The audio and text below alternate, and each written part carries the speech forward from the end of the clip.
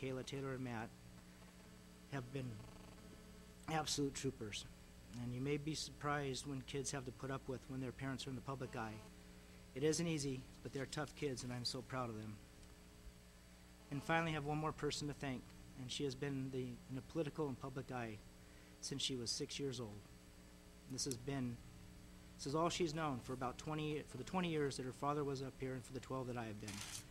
It's been tough at times, and particularly tough this past year, but she is a strong, loving person who has persevered through so much but always stood tall. And I could not have done this without my wife, Katie, and all her love and support. It's been a rough year. I lost my father in January, a great aunt in the summer, and my sister-in-law in September. We lost family and friends in between. They have been my role models, my advisors, my friends.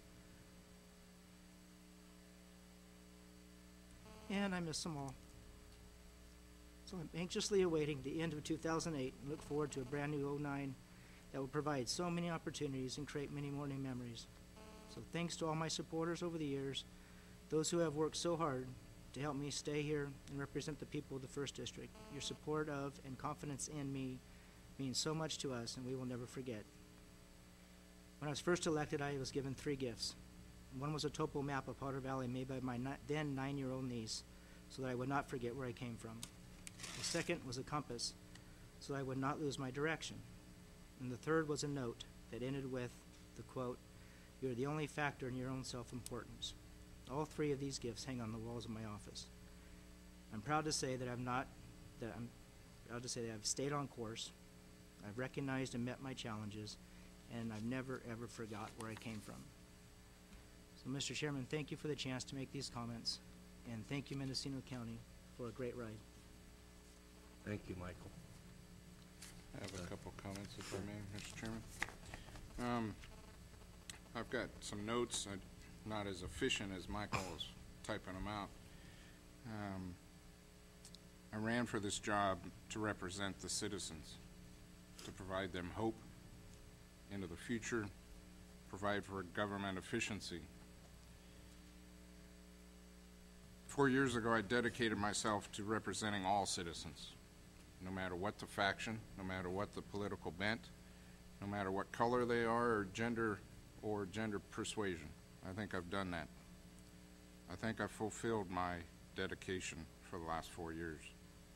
I too need to thank my wife.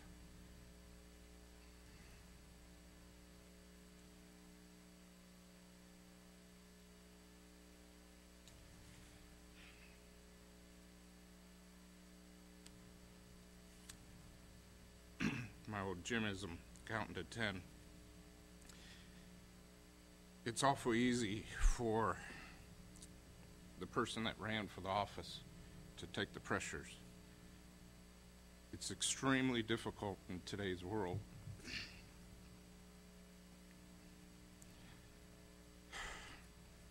For the spouse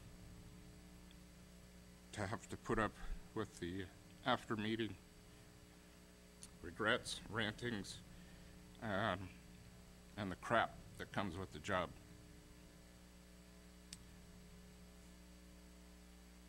Let alone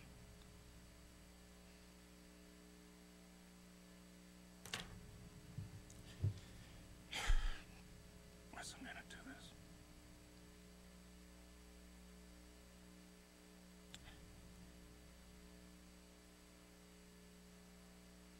That's that passion I talk about. Let alone for my wife to have received several death threats because of my actions. I thank her.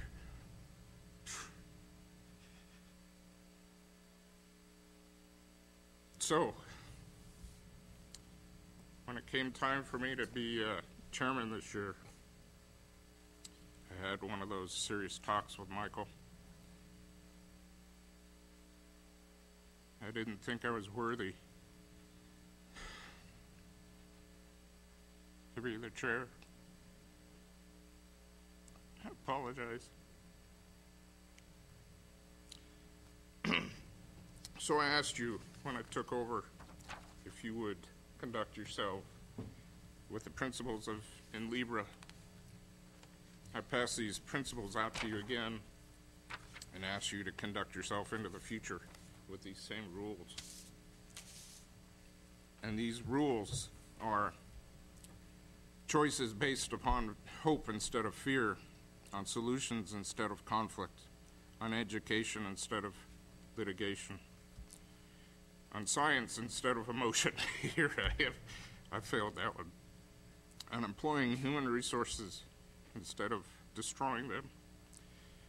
And most importantly, I asked you a year ago to agree to disagree without being disrespectful to each other. With a couple of very minor exceptions, we held to these rules, and I thank you for that.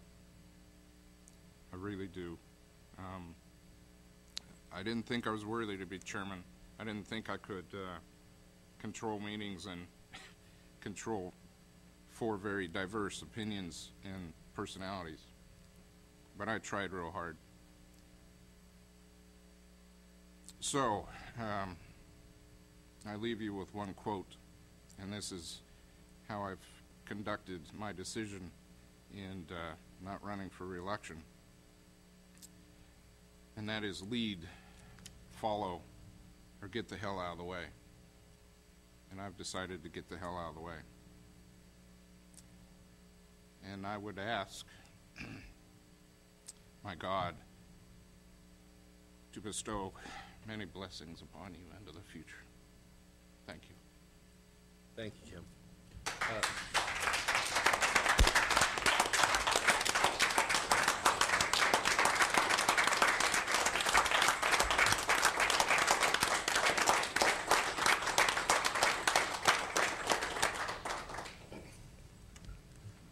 I believe we have a motion, a second on the floor. Can we vote on the motion? All those in favor? Aye. All those opposed? No. I don't think I deserve it, honestly. We just did. Yeah, I think we'll overrule that. Yes. With that, I will turn the gavel back to the chairman. You're still the chair for another couple weeks. That's true. And let's agree here that we won't have any special meetings. Okay. Geez. I do apologize for that show of emotion, but that is my passion. So I do believe that concludes our regular business, and we'll take our lunch break. It's 1:45 now. Can we reconvene at 2? Does that meet everybody's schedule? 2 for closed session. For closed session? Sure. And we have a number of items to take up under closed session. So we'll conduct that. We'll reconvene at 2, and to Supervisor Smith. Thank you, Mr. Chair. Well, I would like to, I think we ought to have these resolutions displayed and take a photo. Oh, that's Recognizing right both now. you and Supervisor Delbar. I think we ought to do that before we Sure. leave the chambers. But also, given that we don't know what might be the outcome, or even if there will be an outcome of any, or anything to report out of closed session, I just think it's important, this being the final meeting of the year, that the public is knowing that maybe there will be a report, and we may reconvene after closed session, and just so they don't go away thinking that we've concluded all business of the year, because you never know, after closed session, there might be something to report, so, Sure. just so that's noticed. Okay. So, who's taking pictures? Multiple people. Where do you want this short, fat, bald guy to stand? We're adjourned for lunch and recess. You know what? Yes. I think it looked better.